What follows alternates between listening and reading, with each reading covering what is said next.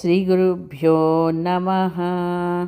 శ్రీ గణేశాయ నమ. శ్రీ సరస్వత్యే నమ. శ్రీ గురుచరిత్ర అధ్యాయం 31. ఆ తర్వాత సిద్ధయోగి నామధారకునితో ఇలా చెప్పారు. ఆ యోగీశ్వరుడు సావిత్రితో ఇలా చెప్పారు. సాధ్వి, స్త్రీలు ఆచరించవలసిన ధర్మం చెబుతాను విను. పూర్వం కాశీలో అగస్త్య మహర్షి, ఆయన భార్య లోపాముద్ర నివసిస్తుండేవారు. ఆ మహర్షి తపస్సుకు ఆమె ప్రాతిపత్యానికి మెచ్చి వింధ్యాచలుడు వారికి గొడుగు వలె నిలిచి ఉండేవాడు. ఒకనాడు త్రిలోక సంచారి అయిన నారదుడు వింధ్యునితో, పర్వతరాజా, నీకు సాటి అయిన పర్వతమే ఇంకొకటి లేదు. అయితేనేమి నీవు మేరువుతో మాత్రం సమానం కాలేదు. నీకు సాటి అయిన పర్వతం ఇంకొకటి లేదు. అయితేనేమి నీవు మేరువుతో మాత్రం సమానం కాలేదు అన్నాడు. అప్పుడు రోషంతో వింధ్యాచలుడు మేరు పర్వతాన్ని మించిపోవాలని పెరగసాగాడు. అందువలన ఆ పర్వతానికి దక్షిణంగా ఉన్న ప్రాంతమంతా చీకటమయమైంది. సూర్యదర్శనం అవనందువలన ఆ ప్రాంతంలోని ప్రజలు నిత్యకర్మాచరణ తారుమారైంది. అప్పుడు ఋషుల విషయమై మొరబెట్టుకోగా అతడు బ్రహ్మకు ఆ విషయం విన్నవించాడు. బ్రహ్మదేవుడు కాశీలో అగస్త్యుడను బ్రహ్మవేత్త అయిన సద్గురువును ప్రార్థించి వారు దక్షిణ దేశానికి వెళ్ళేలా చేయి అని ఉపాయం చెప్పారు.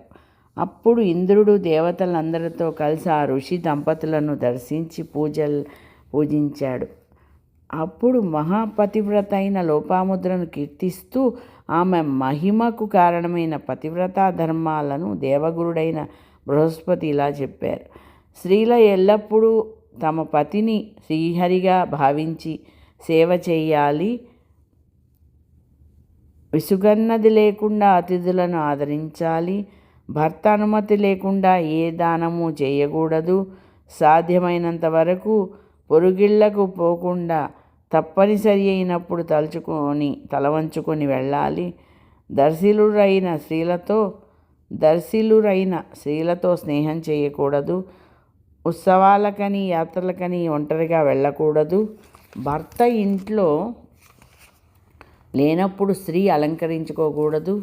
గ్రామాంతరం వెళ్ళిన భర్త తిరిగి రాగానే సంతోషంతో ఎదురేగి భక్తితో కాళ్ళు గడిగి తుడిచి విసనకర్రతో వీచి సేద తీర్చాలి. తర్వాత ఆయనకు అలసట తీరే వరకు కాళ్ళు పిసికి తర్వాత స్నానం చేయించి ఆయన పాదతీర్థం తీసుకుని నమస్కరించాలి. అటు తర్వాత అతని చిత్తమును అనుసరించి ఆరోగ్యానికి హితకరమైన భోజనం పెట్టి అతని ఉచ్చిష్టాన్నే ప్రసాదంగా భుజించాలి.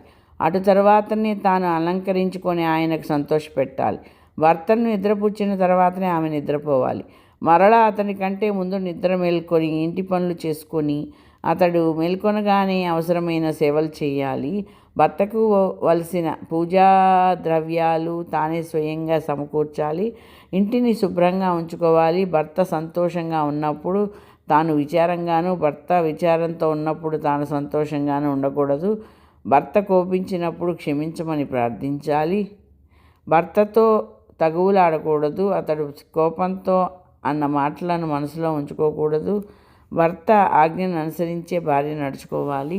భర్త ఆజ్ఞ లేనిదే వ్రతాలు ఉపవాసాలు చేయకూడదు. భర్త యొక్క ఆయుష్యాభివృద్ధికి గాను పసుపు, కుంకుమ, మంగళసూత్రం మొదలైనవి భక్తితో ధరించాలి.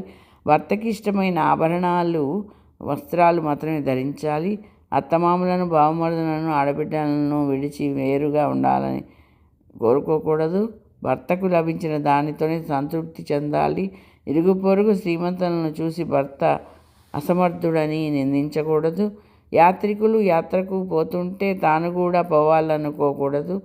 పతి సేవయే యాత్రగా, పతి పాదోదకమే తీర్థంగా పతివ్రత భావించాలి.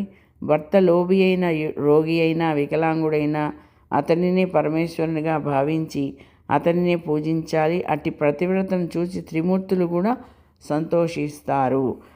ఇలా చేయక యథేచ్ఛగా సంచరిస్తే ఆమె పుణ్యమంతా నశించి నరకానికి పోతుంది. మరొక పతివ్రత పాదధూళితో కానీ అట్టి వారి పాపం నశించదు.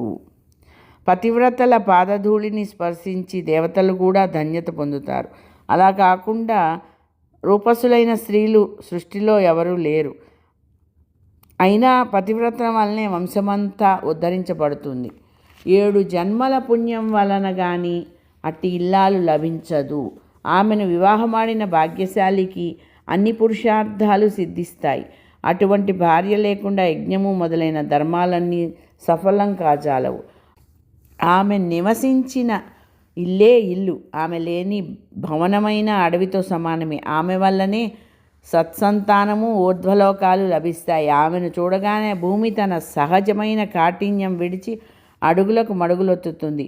ఆమె సాహచర్యం వలన 7 జన్మల పాపం కూడా నశిస్తుంది. గంగా స్నానం వల్ల వచ్చే పుణ్యం కూడా పతివ్రతను దర్శించడం వల్ల కలుగుతుంది. శ్రీ దత్తాయ గురవే నమః. శ్రీ శ్రీపాద శ్రీవల్లభాయ నమః. నరసింహ సరస్వత్యే నమః. శ్రీ గురు చరిత్ర అధ్యాయం 31 సంపూర్ణము. స్వస్తి. జై గురుదత్త.